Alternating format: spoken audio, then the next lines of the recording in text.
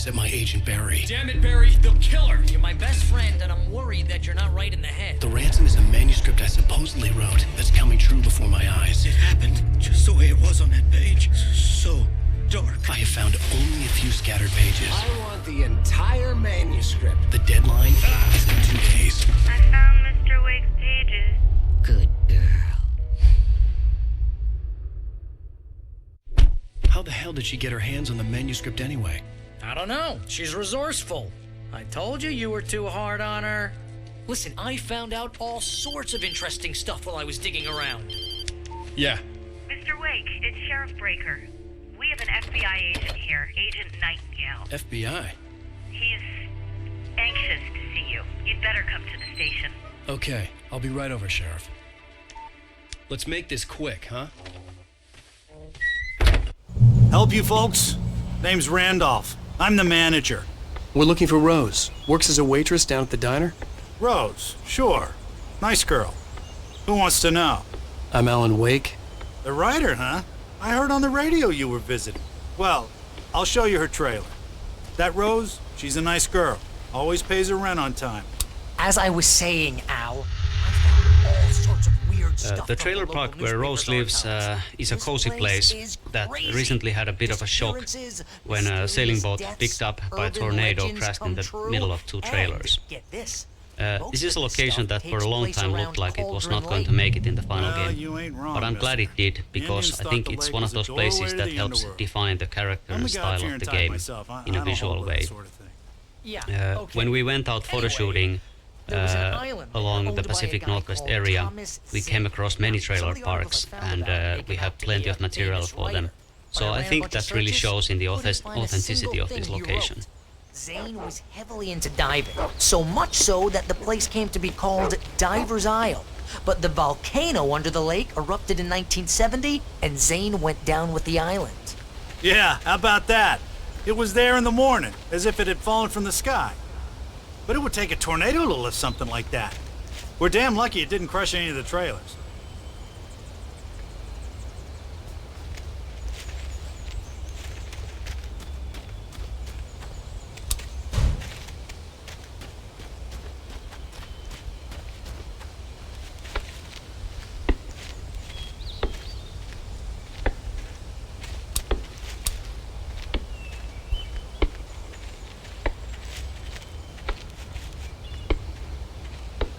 It gets better. A local girl, Barbara Jagger, drowned in Cauldron Lake just a week earlier. They were lovers. Sure, Jagger's a local spook story. The Scratching Hag comes for you in the dark. Childish stuff like that. Anyway, Al, I'm just getting to the best part. All of the articles about this stuff were written by Cynthia Weaver. I asked around, and she's that crazy bag lady you met. What, the lamp lady? She can be a little loopy, but she's not homeless or anything. Yeah, anyway, she knew both Jagger and Zane before they both died, and she had some kind of a breakdown.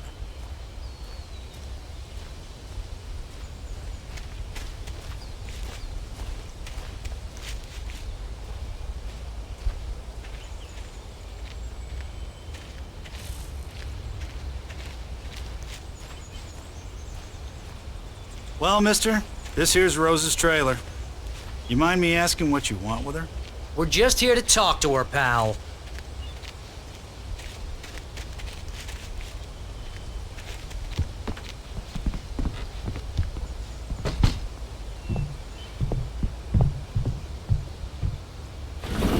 Welcome to...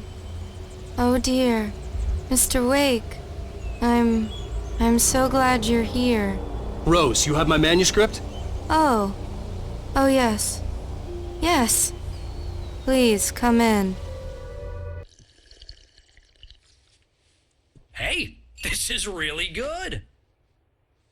Rose, Yes, my manuscript. I really need it. I understand. I know what you need. A muse to inspire you. Oh, for Barry. She doesn't have anything. Yeah, hey, Al. Al, what's... Oh... Barry! What?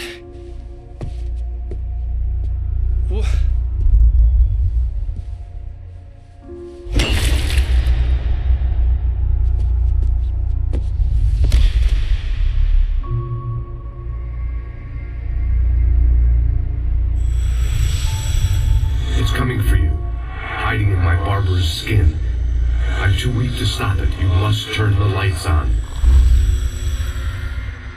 I promised I'd come visit you and your lovely wife. You must finish what you started. I insist. You must turn the lights on.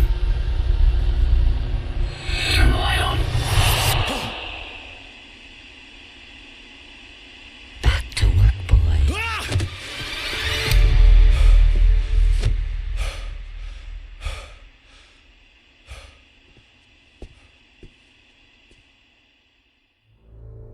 I felt nauseous, hungover. Only anger kept me going. I can't tell reality from dream anymore, but it seems I have an imaginary editor to help me. She's an old woman in a funeral dress. I call her Barbara Jagger. She's very strict. I'm writing faster and faster. My manuscript is being heavily revised. The edits are getting very aggressive, and each day there's less of me and more of her. I hate it, but I know she's right. She promises me I can save Alice this way. She knows more of this than I do. About the complex incantation I'm attempting. Rose took a day from this me. place. I had less than 12 hours left to meet the kidnapper. All I could do was get Barry into the car, work something out once I got on the road. It's turning into a horror. Welcome to the Oh Dear Diner. What can I get you today? Coffee? I couldn't work up much hate for Rose. Something had used her to get to me and left its mark. First refill is free. Milk and sugar on the counter there. Would you like to hear today's specials? Thank you. Have a nice day. My gun and flashlight were gone. I have to find a way to get Barry. The Dark Presence is the main adversary in our game, and I wouldn't necessarily call it evil, but it is completely alien to our world, and that may pretty much be the same thing. We don't really want to explain the Dark Presence in too much detail. We kind of want... Mr. Randolph liked Rose. That little smile she had. How she was still sweet when life had tried so hard to make her bitter. It wasn't any of his business what she did in her trailer. But those strangers, the writer and his smart-ass sidekick, looked like trouble. And they'd been in there for hours, way past her normal bedtime. He reached for the phone and called the sheriff's station.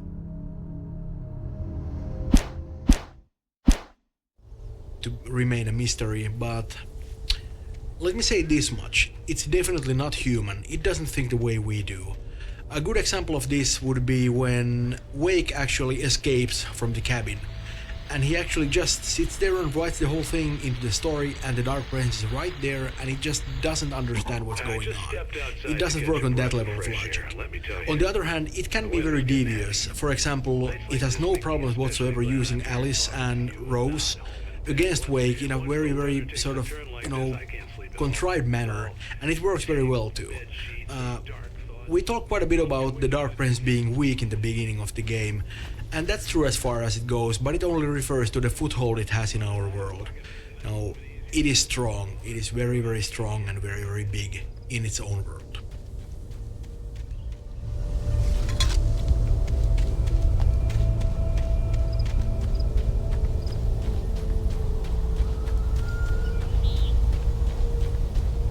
Oh, you're gonna get it now. God knows what you've done to that poor girl. This is Agent Nightingale, FBI! Get him up, Hemingway! You're under arrest! You move a muscle, I'll unload right in your goddamn face! Stay right where you are, Spillane!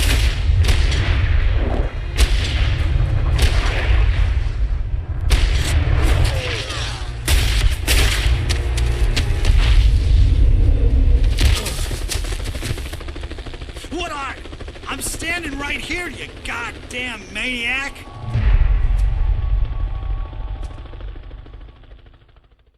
I hated to leave Barry behind, but there was no way I'd miss my appointment with the kidnapper. Give it up, Mr. Wake! Come on! Make it easy on him! Get after it! Don't let him get away! Move it! Move it! Move it! I'll have you shot if you let him get away!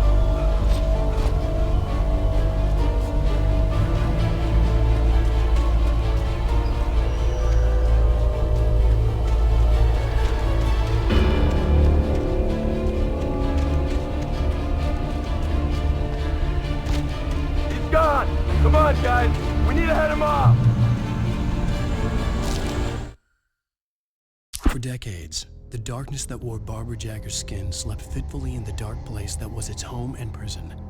It was hungry and in pain. It dreamed of its nights of glory when the poet's writing had called it from the depths and given it a brief, terrible taste of power and freedom. The rock stars had stirred it from the deep sleep the poet had sunk it back to in the end. When it sensed the writer on the ferry, it opened its eyes.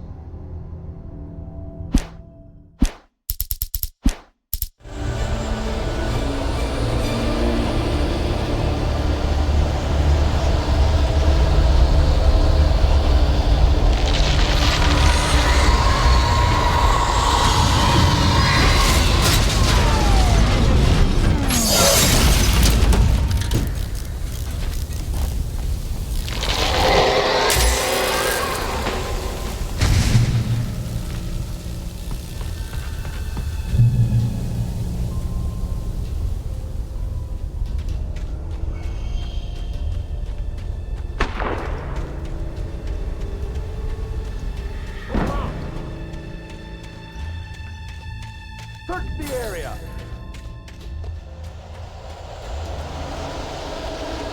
Stay sharp! This way! Over here!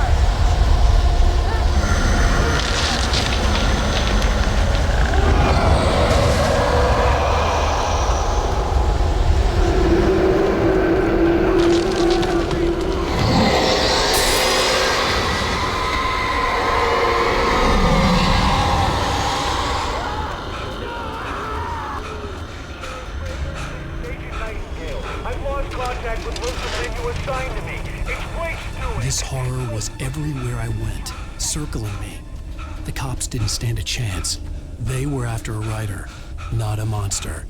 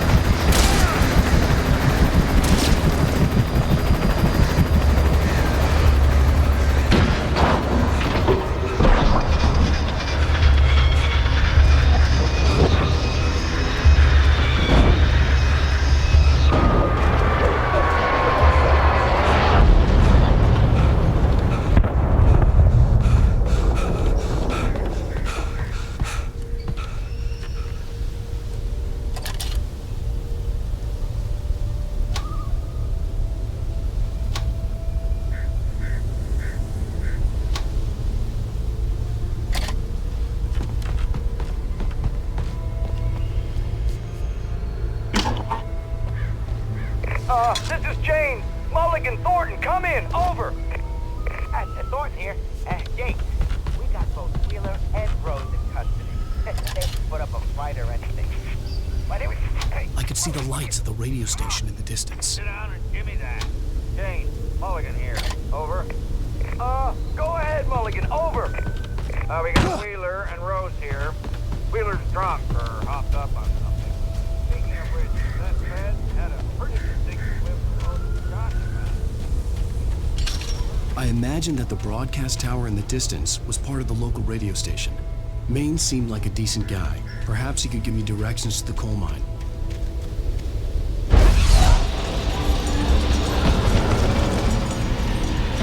Unnatural shadows clung to the building. The darkness that was after me was trying to stop me. I wouldn't get through without light. There was no power to the searchlight.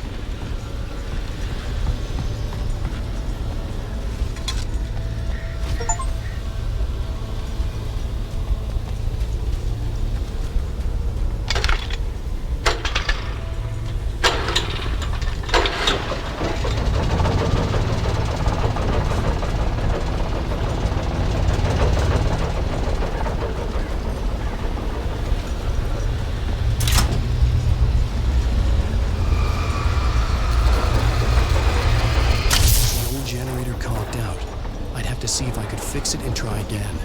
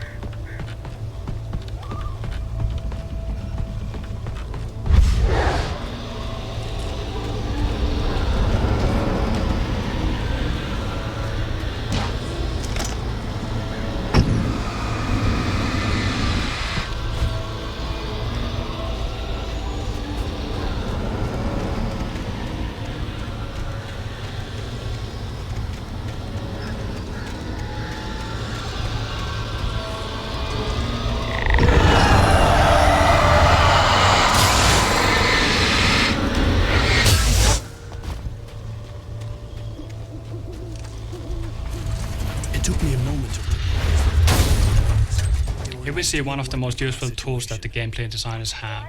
We call it beds, for bringing enemies to the scene. It started off as a simple spawning system, but as time went on, it evolved into something bigger. It actually now incorporates build-up as well. You hear the whispers and sounds that the darkness creates, and, well, the darkness itself actually appearing in the forest. It hides the enemies when they actually get close to you. On top of that, we have a reveal system, which shows the first enemy attacking you, but we do it only once per combo. After that, you're on your own.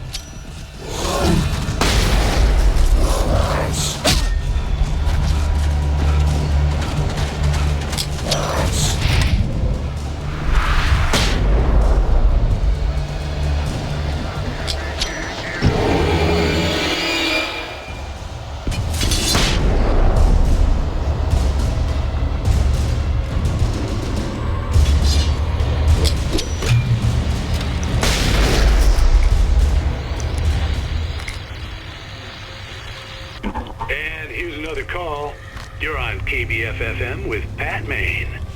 It's Milt Peabody, Pat. What's on your mind, Milt? Well, I live near the trailer park, Pat, and there's a big ruckus going on over there. Well, that's just up the road from me, too. What's going on, do you know? I don't know, but there's a bunch of police cars there, lots of sirens, a helicopter buzzing around, and I think I heard some gunshots. You have heard those dangerous bandits yet? You are under arrest.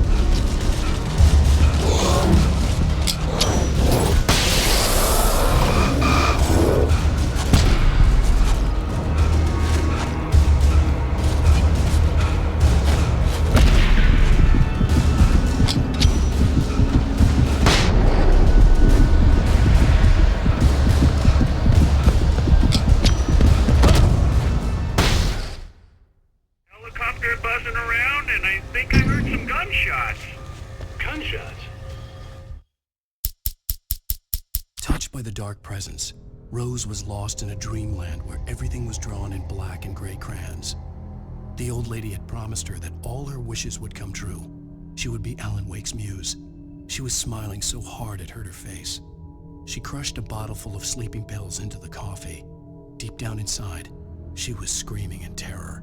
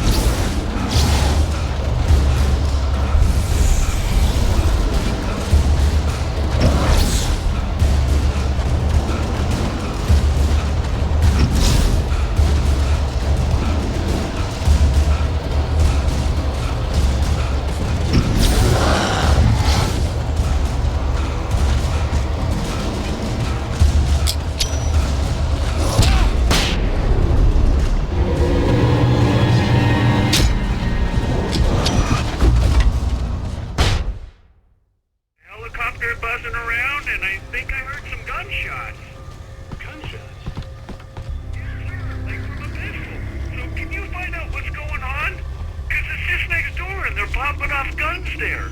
They're still shooting? No, it was maybe 10-15 minutes ago. It sounds serious, Pat. I'm telling you, it don't sound like no party. Yeah, I'm certainly going to give the station a call, Milt.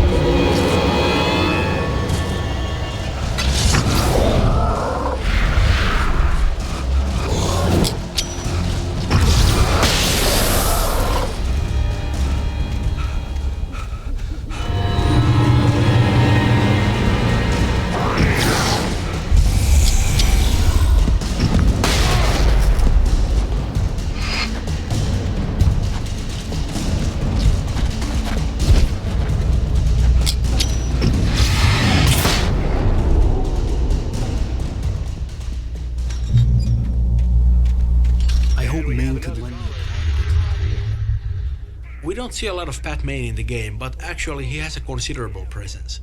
One of the problems with Alan Wake was that we really wanted to maintain that small town atmosphere, but that's very hard to do when, you don't actually spend a lot of time in the small town itself. A familiar and dependable radio solved that problem. Also, I think RJ Allison, who plays Pat Maine, did a wonderful job. He really nails the character, and it's so great to be alone in the dark and then hear that warm and dependable voice. Well, thank you very much for that compassionate viewpoint, Lorna. Can I be sure?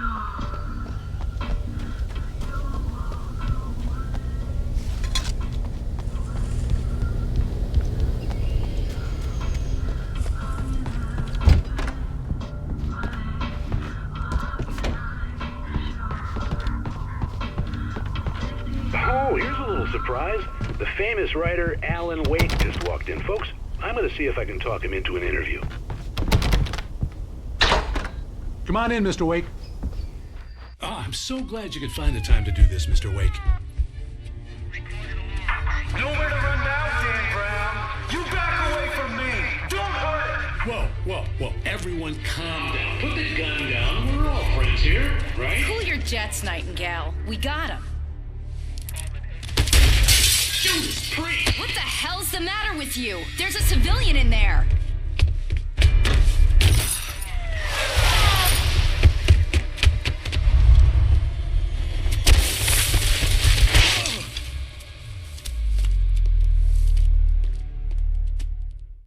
I'll get you yet, even if it kills me. You hear me? You hear me? Here we have another really well set up journey. The train depot and the bridge in the distance, well visible from early on. Nightingale stared through the broken studio window into the dark woods. He turned around, started to walk out, but Maine grabbed his arm. "Young man, you almost shot me. You don't shoot off rounds at people like that. What's the matter with you?" Nightingale shook his arm free. marched out.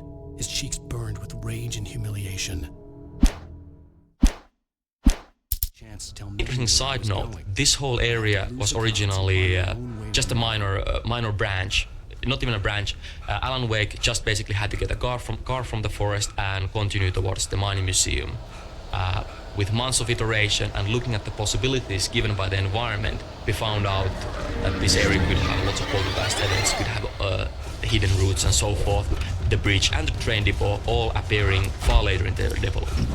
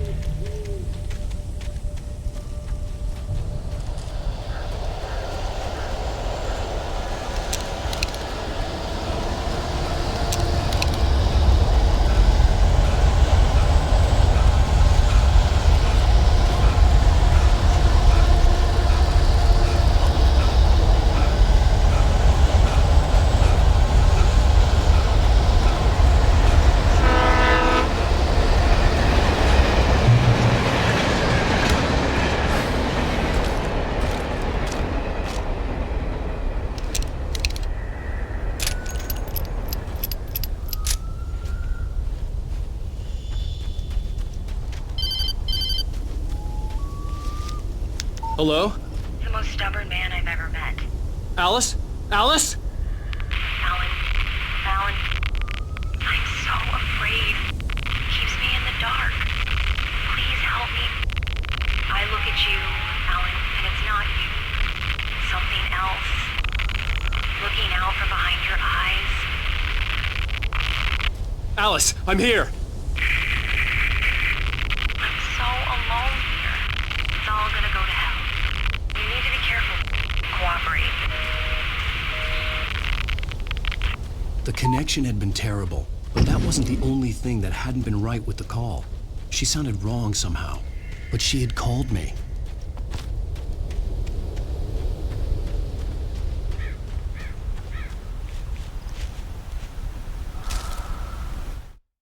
The pipe wrenched itself loose from the bridge's steel framework. Wrapped in darkness, it floated in midair, twitching. For a moment, I didn't understand what I was looking at. The heavy object lurched at me with impossible force. I threw myself out of the way, but just barely. When I turned my flashlight on it, it shook in a dark rage before it flew at me again.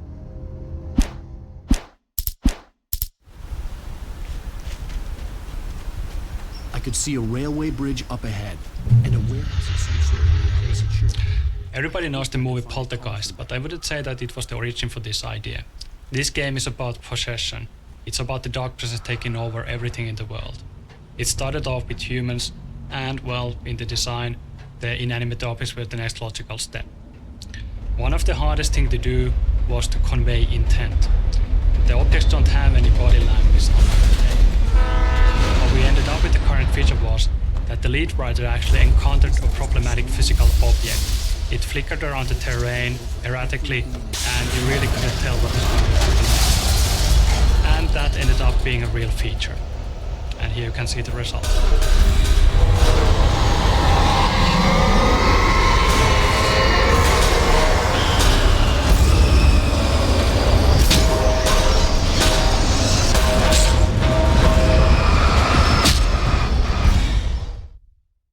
And a warehouse of some sort on the opposite shore. I hoped I could find a car. Everybody knows the movie Poltergeist, but I wouldn't say that it was the origin for this idea. This game is about possession. It's about the dark presence taking over everything in the world. It started off with humans, and, well, in the design, the inanimate objects were the next logical step. One of the hardest things to do was to convey intent. The objects don't have any body language like the tape. What we ended up with the current feature was that the lead writer actually encountered a problematic physical object. It flickered around the terrain erratically, and you really couldn't tell what is going to happen next. And that ended up being a real feature. And here you can see the result.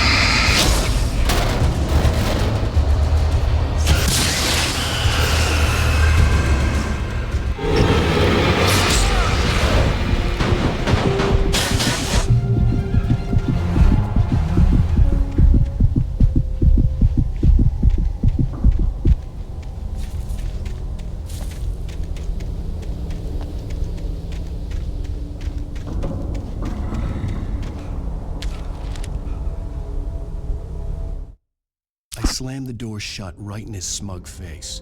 He pleaded for me to open the door. True to form, the asshole actually thought I would obey. I had no sympathy left, no guilt either, not for him.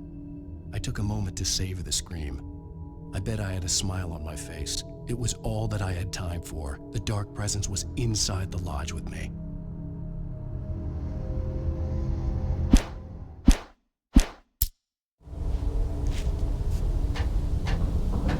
As a teenager, just starting to get interested in writing, Stephen King had been a source of inspiration to me. I thought about all the inanimate objects that had come to life in his books. No one is safe in a good horror story, certainly not the protagonist. That's what makes them fun. This was anything but. The darkness could possess anything, and it was getting closer.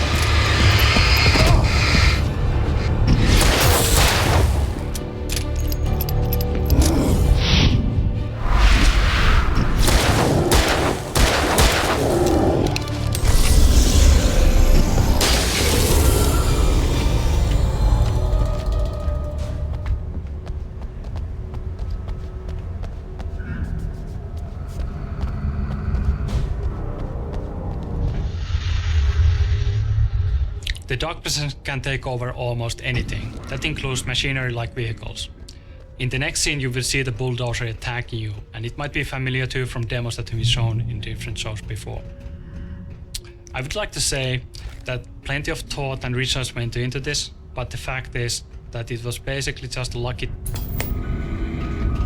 We take the facts of our existence for granted, unaware desperate self-delusion. The darkness surged towards me, sucking everything loose from the ground into its depths, tugging at my clothes. I saw the flare the kidnapper had dropped and threw myself towards it just as I felt my feet leave the ground. The darkness embraced me with the force of a tornado. Somehow I managed to light the flare. The darkness roared and cast me away. I fell toward the dark waters of the lake far below. Bring a vast cosmos of madness and horror. All too often, the stars are right. In Night Springs. Tonight's episode, Family Occasion.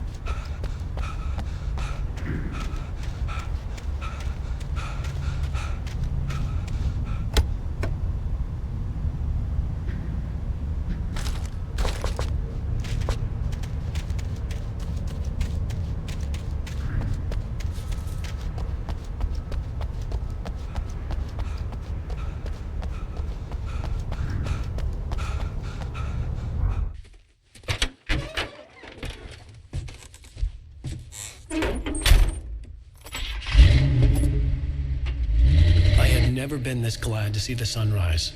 I had a couple of hours to get to the coal mine.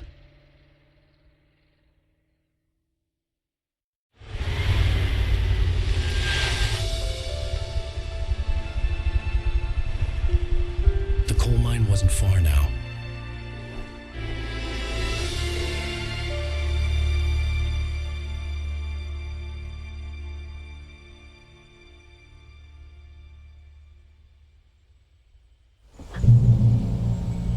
Today,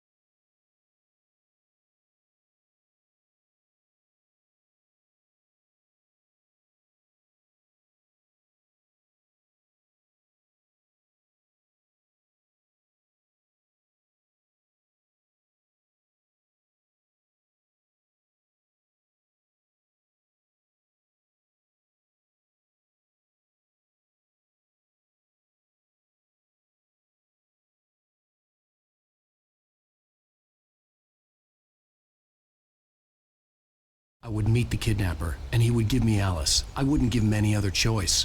A drowning man will clutch at a straw.